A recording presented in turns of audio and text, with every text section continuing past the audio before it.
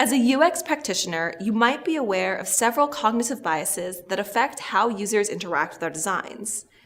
But did you know that there are several biases that we commonly fall victim to as well that affect how we go about making our design decisions? Common biases affecting our UX practice include the overconfidence effect, framing, and the status quo bias. The overconfidence effect is the tendency to overestimate your knowledge and abilities. And this actually gets worse the more expert you become. We tend to place excessive confidence in our own answers to questions. But sadly, things that we're 99% certain about turn out to be wrong 40% of the time.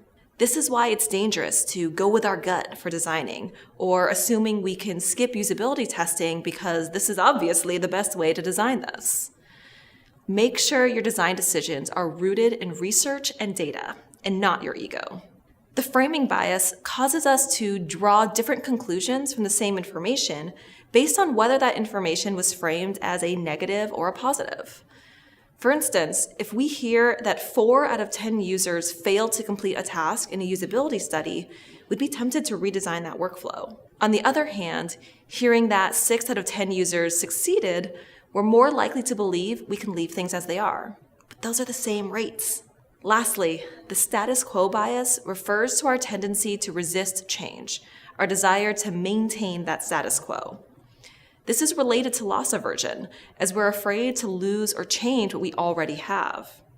So in design, this results in hesitation to remove features from an interface, even ones that turn out to not be adding much to the user experience. Make sure there's a reason something continues to exist in your designs other than that's the way it's always been.